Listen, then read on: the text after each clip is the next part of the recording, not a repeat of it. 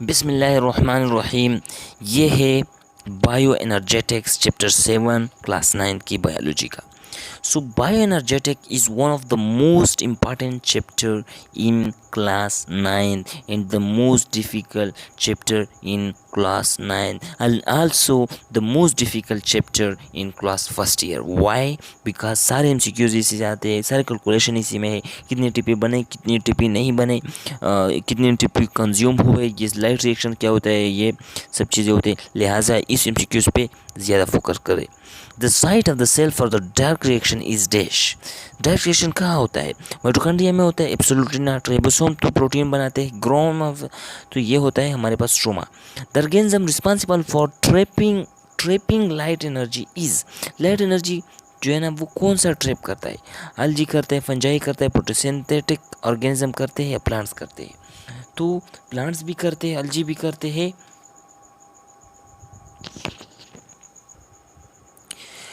तो क्या करते हैं? प्लांट्स करते हैं, बिल्कुल करते हैं। अलजी करते हैं, बिल्कुल करते हैं। फंजाई भी कुछ करते हैं। अब ये तो सब करते हैं, तो आल तो ऑप्शन नहीं है। बट ये क्यों करते हैं? क्योंकि इसमें फोटोसिंथेसिस पिगमेंट होता है। तो this is the option. Photosynthesis take place in dash. कहाँ पर होते हैं? गार्ड सेल में होते हैं, प्लेन सेल में होते हैं, इन दोनों में नहीं होते। कहाँ पर होते हैं? मोज़ेपिल सेल में होते हैं। मोज़ेपिल सेल्स कहाँ होते हैं? हमारे पास लीव्स में। हमारे पास कहाँ होते हैं? लीव्स में। मेसोपियल सेल्स हमारे पास कहाँ होते हैं? लीव्स में।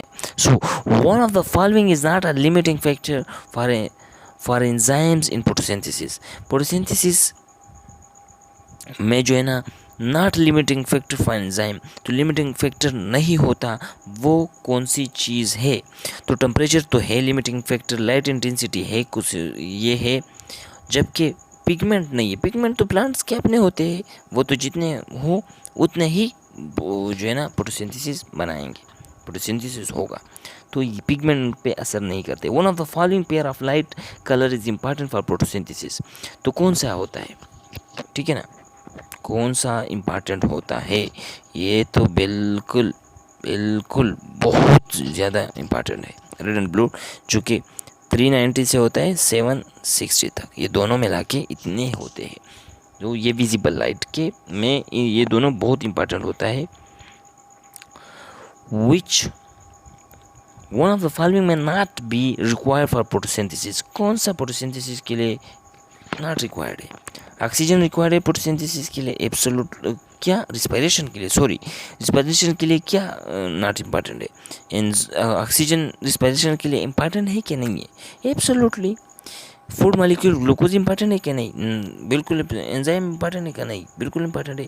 सॉरी, ये तो मैंने एंजाइम इंपॉर्टेंट है, तो वो कहते कौन सा नॉन रिक्वायर्ड है, कौन सा नॉन इंपॉर्टेंट है? CO2। CO2 तो फोटोसिंथेसिस के लिए होता है। Okay, now come to the in the structure of ATP 3 phosphate groups are linked to. तो किसे? ग्लूकोज से। देखो, एडेनोसिन ट्राइफॉस्फेट इसमें राइबोस के साथ अटैच होते हैं, तो it should have to be clear. CO2 glucose adenine कहाँ पर होता है? ये DNA और RNA में होता है, तो लिहाजा इसके साथ कंफ्यूज मत करें, ये राइबोस के साथ होता है। राइबोस में ATP में 3 चीज़ें, ATP ट्राइफॉस्फेट भी इनके से अटैच होता है। Okay, a car engine use fuel for work to do. Car engine क्या इस्तेमाल करता है? फ्यूल, काम करने के लिए। To carry out functions. Living cell use, living cell क्या इस्तेमाल करता है? इलेक्ट्रिक पावर इस्तेमाल करता है? नहीं। जनरेटर ATP इस्तेमाल करता है? पता नहीं। जनरेटर इस्तेमाल करता है तो हमारे पास ATP इस्तेमाल करता है।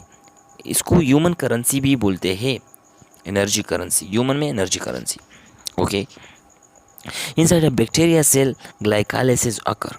बैक्टीरिया सेल में ग्लाइकोलाइसिस कहाँ पर होता है? बैक्टीरिया सेल में ग्लाइकोलाइसिस कहाँ पर होता है? देखो, ग्लाइकोलाइसिस चाहे बैक्टीरिया हो चाहे ह्यूमन हो, कहाँ पर होगा? साइटोप्लाज्म में। ह्यूमन में भी कहाँ पर होता है? साइटोप्लाज्म में। ग्लाइकोलाइसिस सब में जो है ना उस साइटोप्लाज्म में होता है, सिंपल है। इलेक्ट्रॉन ट्रांसपोर्ट का होता है? माइटोकॉन्ड्रिया में होता है। ये आपने याद रखना है। The consumption during the conversion of pyruvic acid into ethanol during anaerobic respiration is dash। The consumption during the conversion of pyruvic acid, pyruvic acid कौन सा होता है, जो हमारे पास एनारोबिक रिस्पायरेशन में, जो है ना, मैं जल्दी लिख रहा हूँ लिहाजा इतना मसला नहीं होना चाहिए। एनारोबिक रिस्पायरेशन में हमारे पास क्या होता है, एनारोबिक रिस्पायरेशन में क्या हमारे पास मिलता है, पायरुविक एसिड। तो पायरुविक एसिड में क्या जो है ना यूज़ करता है, 2NADH, हमारे पास क्या यूज़ करता है, 2NADH। क्यों यूज़ करता है, बिकॉज यह हमारे पास ATP मतलब ATP ADP ये सब चीज़ें नहीं यूज़ होते, तो हमारे पास क्या होता है, NADH2। Thank you very much. उम्मीद है कि आपको ये समझ आ चुका होगा MCQs। अगर आपको MCQ, चूँकि एग्ज़ाम से अक्सर इसी से MCQs आते हैं और यही से आपको कंसेप्ट मिलेगा। अगर आपको MCQs अपने तौर पर आते हैं तो आपको कंसेप्ट आती है।